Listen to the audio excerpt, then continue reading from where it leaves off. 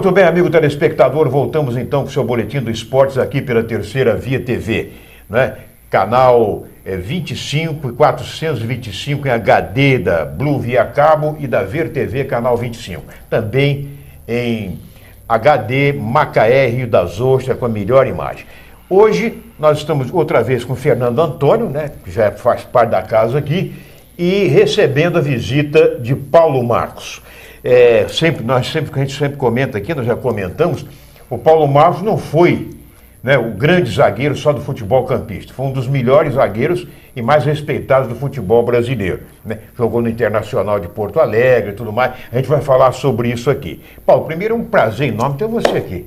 Eu sei que você quase não é muito chegado aos programas de esporte, não é muito requisitado, até porque, como disse Fernando, o Paulo Marcos gosta das coisas nos seus devidos lugares. Mas prazer enorme. Prazer é meu. A verdade é que o futebol ficou parecido com política, né? Muita coisa debaixo de tapete. Eu acho que faxina tem que ser feita bem limpa. E infelizmente, ou felizmente, eu joguei futebol esse tempo todo, dirigi futebol, fui treinador, sou treinador, fui gerente. E muito tempo não fiquei, acontece muitas vezes não ficar em muitos lugares, porque algumas coisas eu acabo falando, não aceitando. Eu falei isso, inclusive, aqui, eu comentei com o Fernando, nós estávamos comentando isso, né? O Paulo Marcos sempre foi uma liderança em campo. Capitão do Goitacás, lá no sul do país, sempre foi aquela liderança, um cara que conhece as manhas dos jogadores e tudo mais. Então, por que Paulo Marcos nunca, né, se firmou assim como treinador de um time de campos e que vem treinador de fora, traz A, traz B, traz C, leva aí 6 meses, jogadores que são jogadores ciganos. Ei, Paulo, o que é, afinal de contas? Santo de casa não faz milagre? O futebol está muito mexido, né, cara? O futebol não é igual da época que você viu eu ser criado. Apesar de você estar com a aparência mais nova do que a minha. Só aparência. De abnegados que... Eu estou falando do Goitacás hoje, agora, né?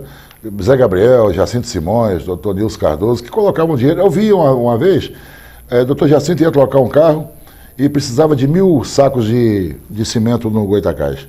Zé Gabriel falou que podia dar 100, doutor Nilson parece que 150, e ele falou assim, vou trocar o carro, não, estamos 850. Então, hoje você não vê, hoje você vê nego tirar cimento. É verdade, né? É verdade. E a gente não pode nem falar muito que algumas coisas não pode provar, mas é por isso que prefiro ficar afastado, treinando minhas vacas de leite, para evitar. Mas ainda vou ali no Espírito Santo, numa cidade interior, ano passado fui campeão na desportiva, um futebol muito, muito mais deficitário do que aqui até, mas ainda com aquela aparência do futebol de antigamente, ou querendo melhorar para uma gestão mais séria. Você tem vários títulos como treinador lá no Espírito Santo, né? 4 vezes. 4 vezes. Um é com a Desportiva? Desportiva, Rio Branco, 2 com Serra. E 2 com Serra. Fernandinho, você já é da casa, né? Você gostaria de perguntar alguma coisa ao Paulo Marcos? Não, só fazer aqui uma colocação, meu abraço ao telespectador. Eu até não digo que o Paulo não se firmou em Campos, eu digo que os clubes de Campos não se firmaram com a postura do Paulo Marcos.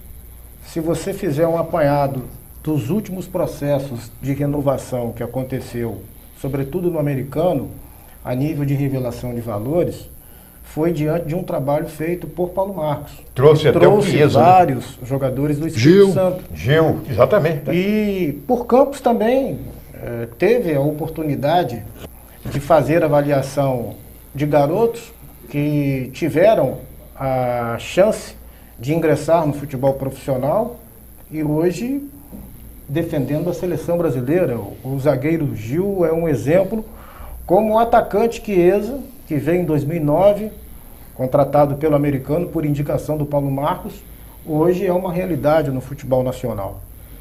Eu me lembro que no ano de 2009 houve uma carga de críticas com relação ao fato do Paulo ter indicado vários jogadores do Espírito Santo, e eu sou homem suficiente para dizer que eu me incluo nessa linha de crítica, apesar da amizade por Paulo, a gente não pode fazer média com ninguém, a gente tem que ser sincero. Claro.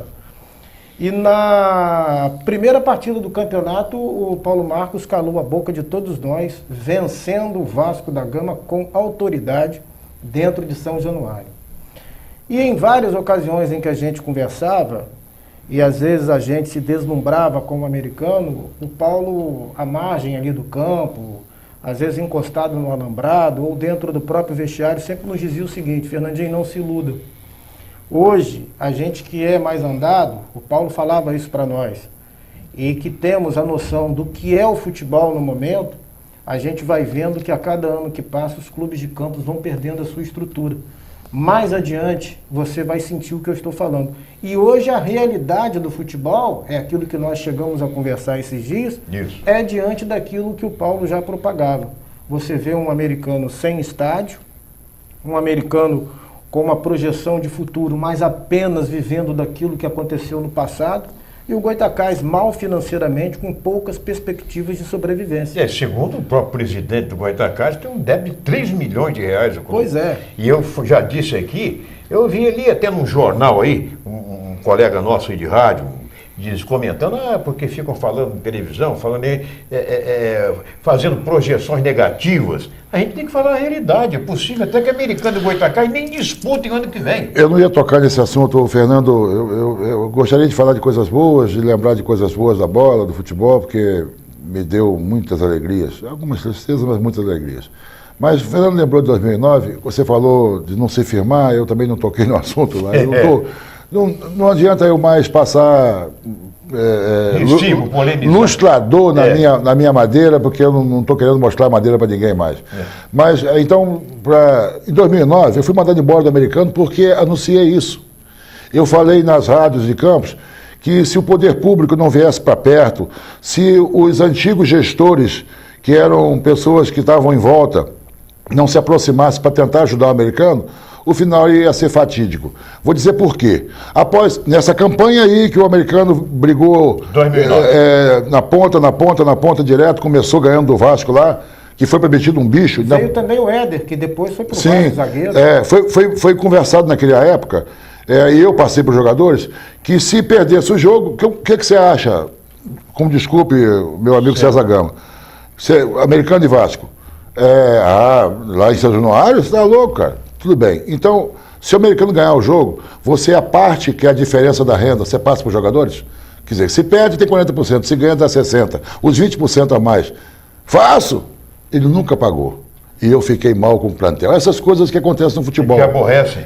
Aí, ganhamos aqui, ganhamos ali, um apartamento que foi cortada a luz, a comida que não estava direita, e aquilo recai sobre o treinador. É isso aí que você precisa saber um pouco, Luiz Cândido, porque às vezes fica o torcedor sem saber. E aí o cara chega para treinar à tarde e fala assim: pô, professor, eu comi ovo, arroz e feijão, não tinha nem salada mais, não tinha um bife para fazer, não tinha carne assada, não tinha carne moída. E aí você vai dar treino pro cara, aliviando o cara. E o cara também veio lá, não sei de onde, do Espírito Santo que seja, se sentindo usado e desvalorizado. Exatamente. Bem, aí anunciei nas rádios, olha, alguém de direito, que seja americano, ou que goste do esporte, do futebol, chegue para perto, poder público, prefeitura, porque futebol a gente sabe que hoje financeiramente é deficitário.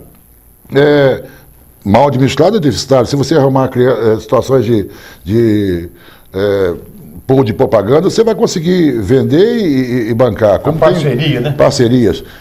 Alguém chega para perto. Aí fizeram a reunião, e a verdade é a melhor coisa do mundo, uns 12 a 13 dirigentes, e eu tinha que desfazer o que eu falei. Eu falei, nunca na minha vida, velho. É brincadeira. Eu não menti e me demitiram. É brincadeira. Fernando, nós vamos a um pequeno intervalo. Na volta, eu vou perguntar a Paulo Marcos por que quando ele jogava e tudo mais, ele jogava contra o Flamengo de Zico, de Tita, de Andrade, de Adílio, né? O futebol carioca era a vitrine do futebol brasileiro.